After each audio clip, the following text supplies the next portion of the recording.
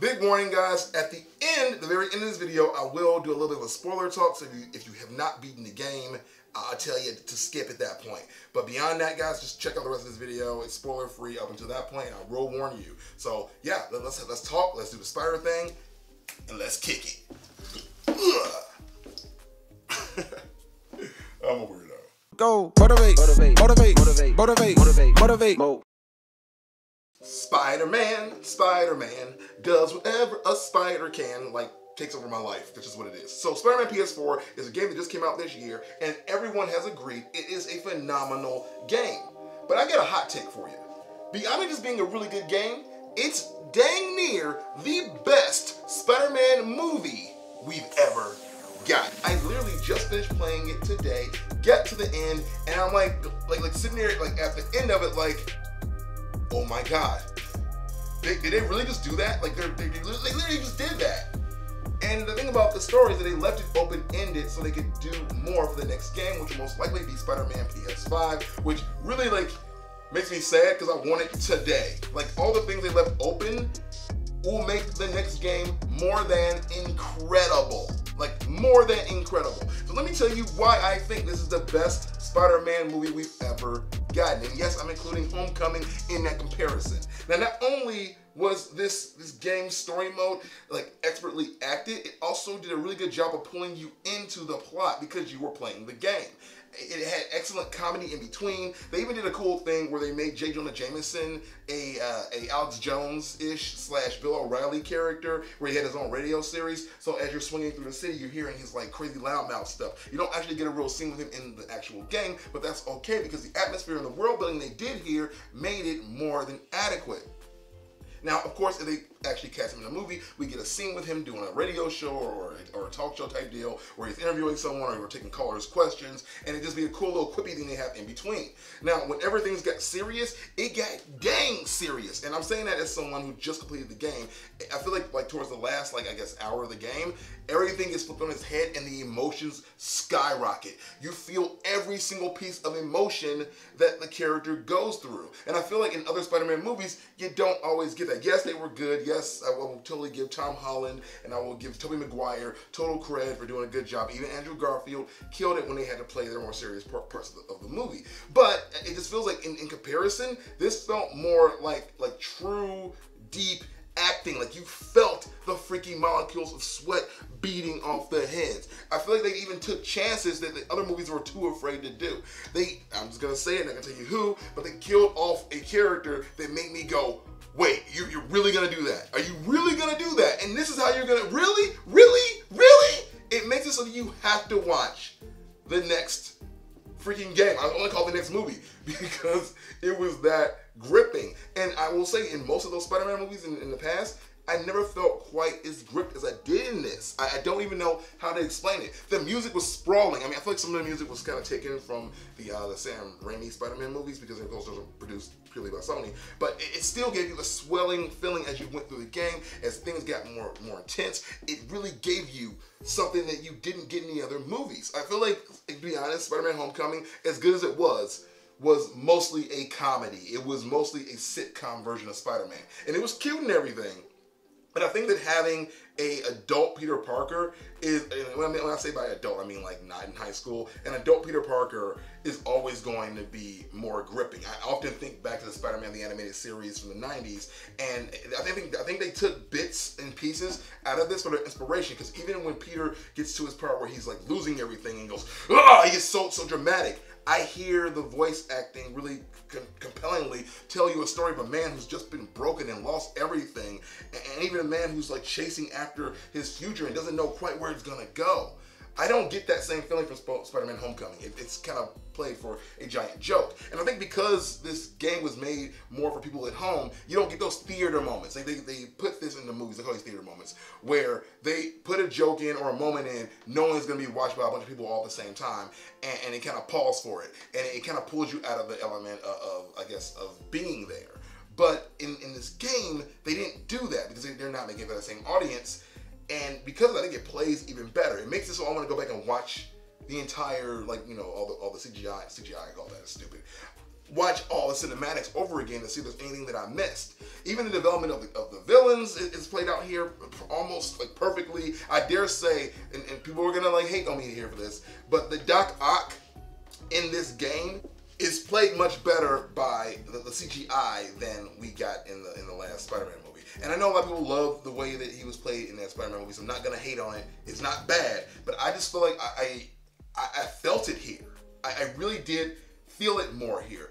And I don't know if it's because they kind of give him this thing where you know that it's coming, because everyone knows that Dr. Octavius eventually becomes Doc Ock and loses his mind and then slowly goes insane. I don't know if they just built it up little by little with like the voicemails and everything as you play through the game. But it's just something that it resonated more with me here as he slowly lost it.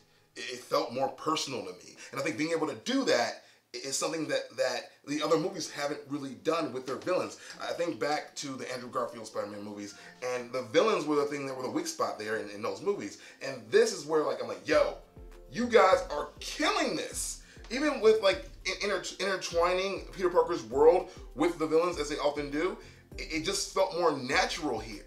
You know, like I think about Electro in the other Spider-Man movie, and I'm just like, ugh. What did you do to Jamie Foxx? But then you put him here in this universe, in this video game universe, and it fits. It makes sense. They're already established. You don't need to get the origin story of the villains because you just know the villains exist in this world. And without that origin story, it all just comes together much more cohesively. And I think all the Spider-Man movies at this point always have a way of going, well, this is how I became Spider-Man, and let's build up this thing, let's build this other thing. Without all of that, and just knowing that the audience is aware of the characters and how they grow, you create a world and a universe that just fits much better. And again, I think they did a great job of taking this game and leaving these open-ended ideas and letting you know there will be another one. There has to be another one. Otherwise, I'm just going to cry and lose my mind. But let's just rank them real quick because I like to do that. So I'm going to put the Spider-Man PS4 as the top movie right now, even though I know it's not a full movie. Just play with me here. As a top movie, I'm going to put Spider-Man Homecoming as a second. I'm going to put Spider-Man 1 from the Tobey Maguire verse as third. And I'm not going to get into any of the sequels. And then, of course, I'll put the Andrew Garfield Spider-Man. Because I actually liked it. I know people didn't like Andrew Garfield Spider-Man verse as much. But I actually think that they did a really good job, at least with the first movie. And they just didn't really carry it as strongly as they could have with the second. But that's just my criticism if I have to give one at all. So let me ask you guys immediately right now. You already know what I'm going to ask. What do you think? Do you think I'm crazy for saying this? Is this the best Spider-Man experience you've ever had? I'm just walking away from it like with my jaw actually dropped. And I had to go to the doctor and get surgery and get it reattached. That's how real it was, okay? My jaw literally detached from my face with those last closing moments. And again, it felt exhilarating to go through this experience. And again, I know that it's CGI. I know that it's not going to be the same experience as they do with other movies. But this just felt damn good.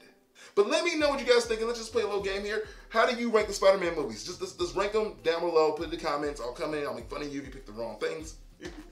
For all the people who don't want spoilers, check me out on Twitter, and I got a link to my latest video down below. So head down there for more me. Yeah. I want to talk a little bit of spoiler. I didn't want to be encumbered by people that haven't finished the game yet. So if you, of course, have not finished the game, this is your exit point. You can leave. If you have finished the game, stick around. I'm going to talk a little bit about some spoilers. So major spoiler, giving you guys 3 seconds now. 1, 2, 3, leave!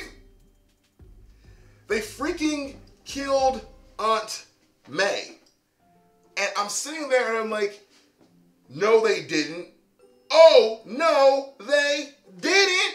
And they did. They took a big risk. And the thing is, it wasn't like, oh, they killed Aunt May and they went to black. They did 3 months later and she's still dead. 3 months later and she's still dead. She's not coming back. They also left the plot open where, and that's what I'm thinking for the next game, that they're most likely going to like do a bigger, of course, story with maybe the symbiotes, maybe the Green Goblin. I mean, there's so much they can do here. And maybe even Dr. Octavius taking over Spider-Man's body, a la the Superior Spider-Man, which I think would be really cool. Because I noticed when you get all your different outfits that you play through the game, they left out the black suit. They left out the Superior suit. There were a lot of suits they could have included. I mean the black suit, I mean like the symbiote like black suit. So I think they're gonna do something really cool where they take a chance and do an Elseworlds kind of story, where maybe even Harry Osborn is the reason the symbiote exists, or maybe even an idea I have here is where, because of course they make a mention before Mary Jane and Peter kiss that he's a damn good scientist and he just left Octavius. So how much more tragic would it be if his next job is to work for Dr. Connors, aka the Lizard, and he has yet another mentor that goes insane that, of course, Peter himself helped with the research. There's so much they can do here with this. So I'm really excited to see where they go. Of course, they've introduced Miles as the next Spider-Man. They gave him a way through Mary Jane to get the abilities. He has them, and they've connected now. And now, because, of course, he lost May Parker, who else is Peter gonna bond with but Miles? He's gonna bond with Miles, he's gonna have Mary Jane, and everything is gonna come full circle. Of course, you still have his friend Harry, who needs to come back into the fold, and that plot's laying there. There's so many left open, because I think they knew this game was gonna be big, and they knew this game was gonna be successful, and they knew that it was gonna warrant a sequel. But again, my big fear is that, and it's the truth, we're not gonna get one on the PS4, we're getting it on the PS5. This game is beautiful, the story is great, and the things they left open blew my mind for the implications of the next iteration. So what do you guys think about all that, people who stuck around here? What do you guys think about my theories? Let's get into it. Again, Chris, I make videos. I'll see you guys down below. Ever use teleport again? Go. Motivate. Motivate. Motivate. Motivate. Motivate. Motivate.